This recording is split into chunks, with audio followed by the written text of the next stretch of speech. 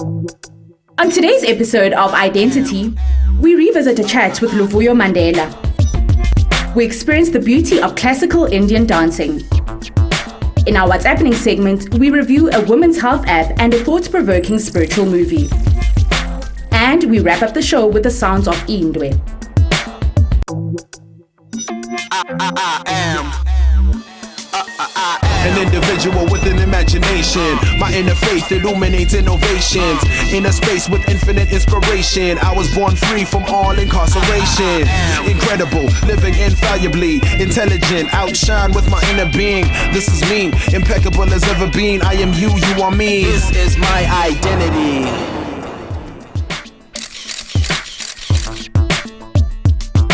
Molweni sanamkela kwi-Identity, inkqubo edumileyo eMzantsi eyeenkolo ezahlukeneyo eyolutsha khonapho ku-SABC 1 Mzansi for sure. Ndingumsasazi wenu uViwe Gxwala. Since the year 2013, Identity has been bringing you the best in spiritual infotainment with our inspirational guests, enlightening inserts, and entertaining media reviews. With the start of this current season of Identity, we were once again inundated with requests to revisit some of your favorite interviews and stories, and we are more than happy to oblige. Over the next few months, we will be throwing back to the interviews and inserts that moved and challenged you the most to help you get your week started on the right spiritual note. Kusinceda siqale inkqubo yethu, sibuyela emva kwincoko belinayo noLuvuyo Mandela. Masibone ihambe njani.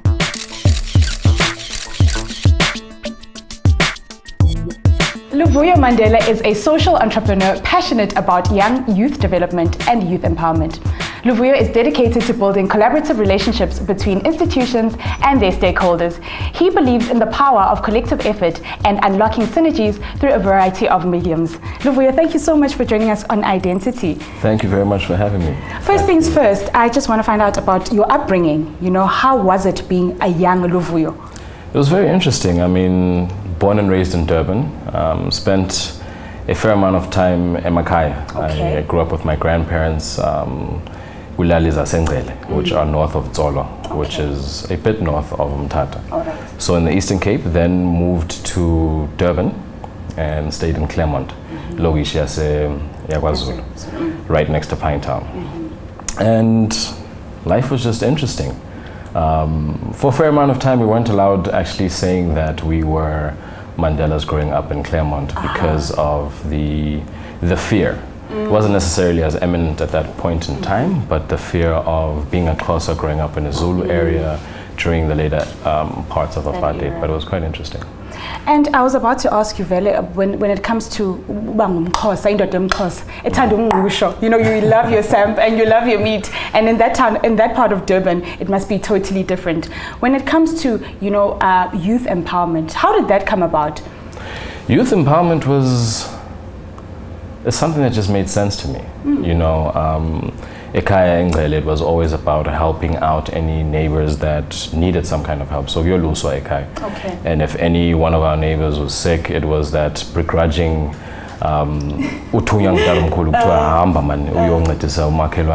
needs help with this, that, and the other. So that was there. And then we used to do the actual wrapping of gifts for the kids that were across the road that lived in the village. I hated it while I was a kid, I'll be quite honest, but it was something that it just became part of a value system, the idea that if you have any bit that you can give, that you should. So in growing up and then learning more about what our country needs, what the young people in our country need to be doing, I found myself passionately involved in this work. Okay, and is that how Skew Circle Foundation came about? Because you're the chairman of the organization. Yes, Skew Circle came out of my personal journey. So in grade 12, I was one of those kids that didn't really pay attention to their books.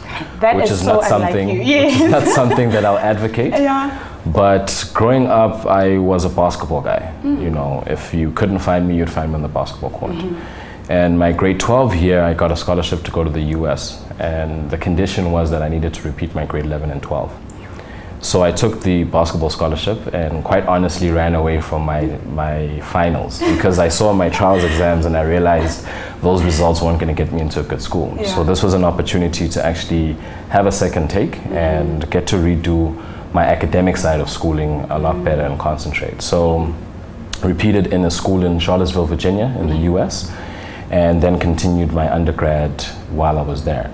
And that experience, I realized that there's so many other kids who are born in the township, are born in the rural areas that don't necessarily have access to the kind of schooling infrastructure that will get them the opportunities that they need and can take advantage of. So the idea behind Skew Circle is identifying kids that do well in the township setting and rural areas, and then getting them through a better schooling system with the active intention of getting them overseas. Luvuyo, a lot of people will beg to differ and say, it's all good and well that you have this youth development program going on and you're passionate about young people, but why groom them for the international market when there was in 1976 that happened on our soil, and we should be actually continuing the legacy of that? What would you say to people like that? I would say there's no one right answer. Even that has its limitations. I think South Africa needs to start thinking about being globally competitive. It's difficult to be globally competitive if the people we want to be the future leaders don't have global exposure. Sure. We can't be dealing with the shock value of there's a world bigger than South Africa once we get into the professional spaces. So the thinking behind getting them overseas is also grooming them to always be ambassadors. See, the moment you interact, even if it's on home ground, the moment you interact from someone from a different space, you're an ambassador for South Africa. And that's an opportunity for a young person to leave a lasting impression that people will come back. Now, we've done a very great job during the 2010 World Cup. We hosted everyone from everywhere, and there were no hiccups. And unfortunately, we seem to have forgotten that unified space as a human race first, Africans second, and South Africans and everything else that comes later is everything else that comes later. You seem like a man who is, a man of value. And I know that you draw your inspiration from your great-grandfather, Otat Mandela, because he was a man of faith. What other sort of principles did you learn from him and other people in your family? I think the basic principle and overriding value has always been just create good karma, create good energy. The things that you do to people, you just need to make sure that you can, sleep at night. I think the idea that we are all connected in one way or another was an overriding principle. The interesting thing is that there was multiple different faiths depending on who you were visiting. So to me, I just amounted at the space that I believe in a higher being, and I believe in a space where we just need to create good energy and share as much of it as we can. And in recognition of all the differences and all the different types of faith I've come across, whether it be high school and personal friendships and in the work environment, just a basic principle of respect and making sure that you honor yourself, your family, and where you come from in every action that you take. And you and I, young people, we are really into social media, so how do you influence that space with bridging the gap with corporates? Because it's very difficult, especially considering that you are a person of such spiritual core. It's a tough one, and it's the most difficult thing is to try share a message without coming across as preachy, to try share a message with young people without coming across as thinking of yourself as better than the next person.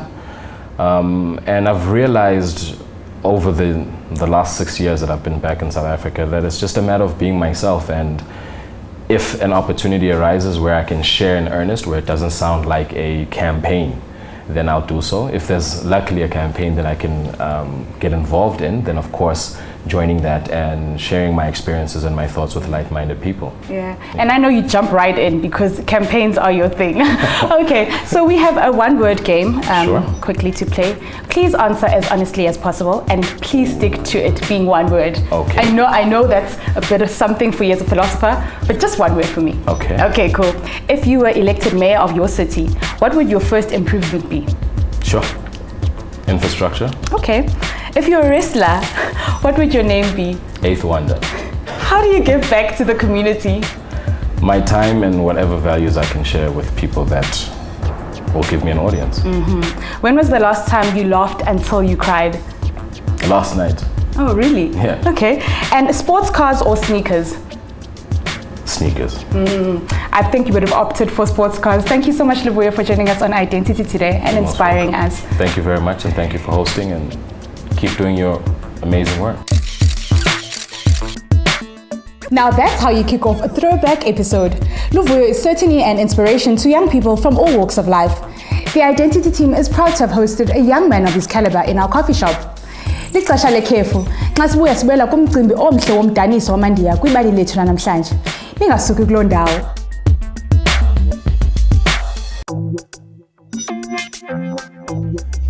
This is my identity.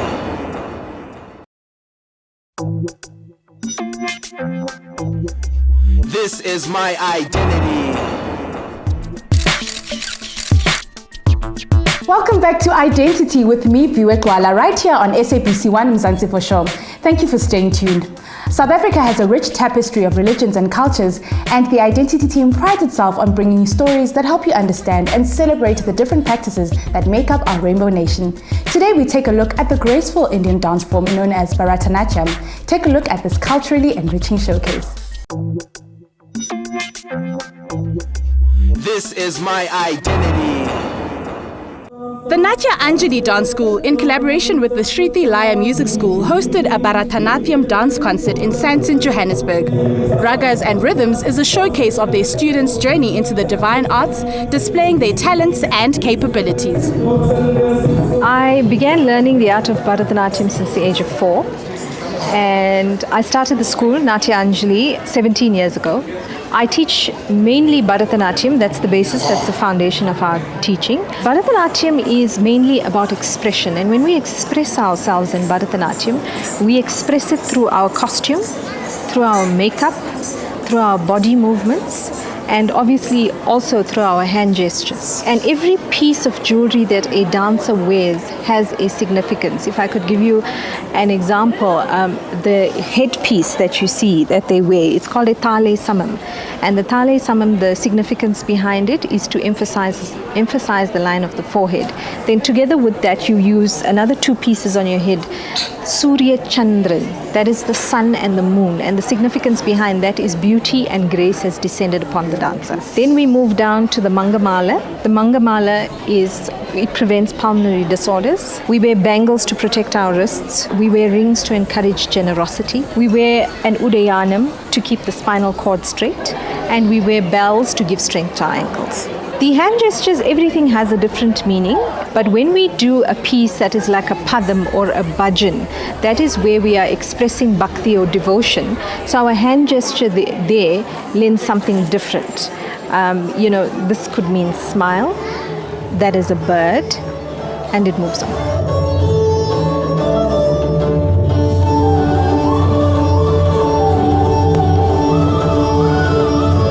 When thinking about putting this production together, I wanted to look at something that would incorporate both music and dance, because they're very closely related, they're very closely linked. So that's how the idea of ragas and rhythms were born.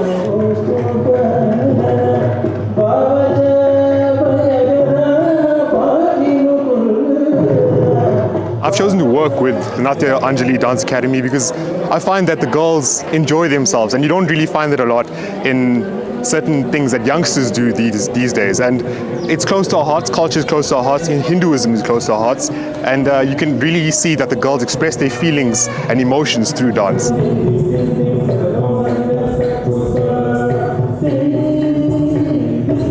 So I perform Bharatanatyam, which is a classical South Indian dance, and it's to show our devotion to whichever god we are depicting in that specific dance. The dance style that I am performing today depicts a story, and that story is about Lord Shiva. So Lord Shiva forms a third of the Holy Trinity with Brahma and Vishnu, which is the trinity of gods in Hinduism. So Lord Shiva starts off by going into battle, and as the story progresses, he comes out of the battle. However, the Shakti, so Shakti is Shiva's consort. She comes into the story, and then they have like a playful fight or dance-off, if you would call it, between Shiva and Shakti. The significance of the battle between them is that in our daily lives there's always a gender difference and stuff like that. So the dance shows us that we can also have respect for the other gender, and it shows that the genders both have their differences, but they compromise and they make it work and they complement each other. Now this Indian art form is the Indian identity which stretches to thousands of years. The original of Bharatanatyam is called Desanatyam, dance of the country. I think spirituality and culture go hand in hand, because with that we are teaching our students to remain grounded, to have humility in the arts, because anyone can have a talent, but talent without humility, for me personally, amounts to very little or nothing.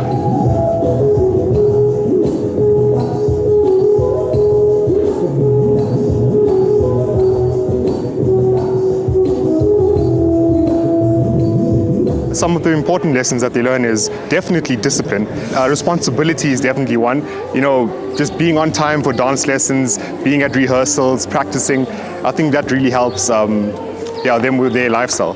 Dancing has taught me that there's a whole new side of spirituality that I never knew existed. It's almost like a holistic health that I've been pursuing, and dancing provides that. Culturally and spiritually, it's helped me because it's taught me many learning lessons. Some of them being respect, discipline, devotion. Those are some of the things that it has taught me. Albert Einstein actually said that dancers are the athletes of God. And for me, that purely means bhakti, and bhakti is devotion. Because it's a focused art form and it's a disciplined art form, so you are conditioning your mind.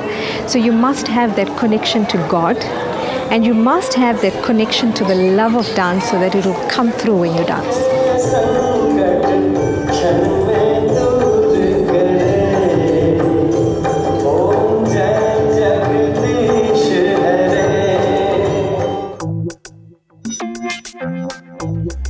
This is my identity. Sibulela kakhulu kwi-Natya Anjali Dance School ngokusimema kulo mcimbi omhle, kwaye sinovuyo ngokwabelana nani ngelibali njengoba ningababukeli bethu esibaxabisileyo. Let's take one more break, after which we head into our What's Happening segment. Today we're reviewing a women's health app as well as a movie about Christ's 40 days of fasting and prayer in the wilderness. See you in a moment.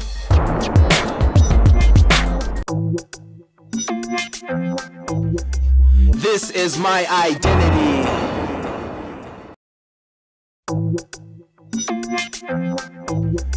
This is my identity. If you're just joining us, you're watching Mzansi's favorite multi-faith youth show, Identity, with me, Viwe Gxwala, on SABC 1 Mzansi for Show. Thank you for tuning in. We kicked off the show with a throwback to an interview I had with advocates for youth empowerment, Luvuyo Mandela. We then learned more about the Indian dance form of Bharatanatyam in our regional story. Now it's time to tap into our tech side with our media reviews. It's time for What's Happening.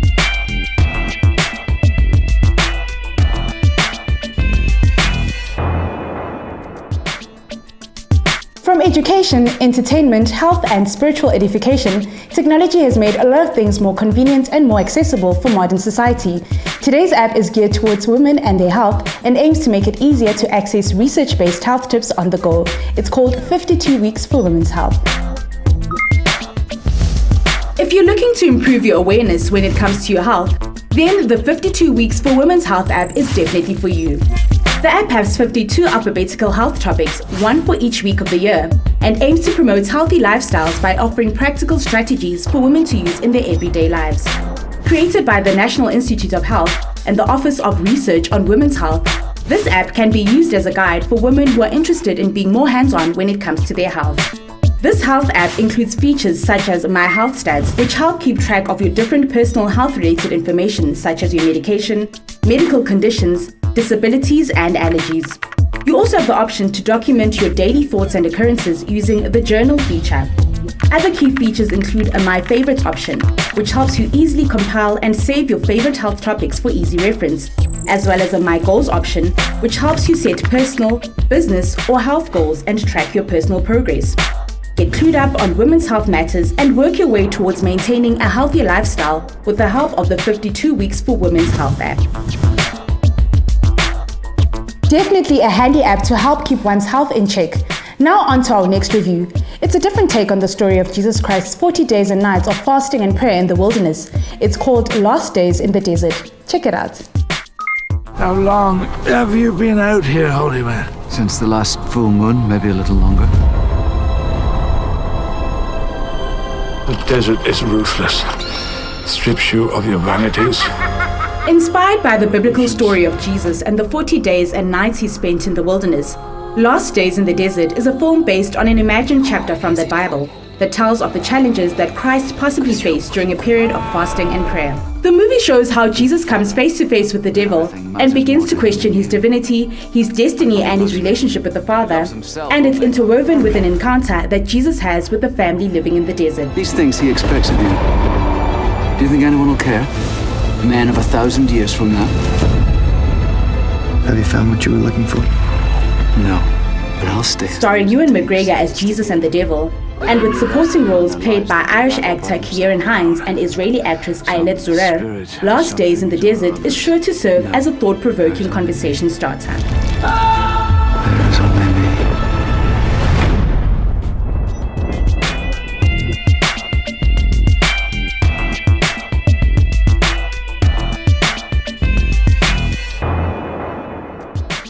We've come to the end of today's episode and we hope that you thoroughly enjoyed our throwback interview and regional story. Let us know if you'd like us to revisit a chat with a guest or an insert that was previously featured on the show. Hit us up on identitytvshow@gmail.com. You can also hook up with us on the social media scene. All you have to do is search for Identity TV Show on Facebook, Twitter or Instagram and connect with us. Namhlanje sivala inkqubo yethu ngengoma yomculi yomXhosa uIndwe. Nansi ingoma yakhe emyoli ebizwa Iyana. Kum Viwe Gxwala neqela le-Identity yiba neveki esikelekileyo. Salani kakuhle.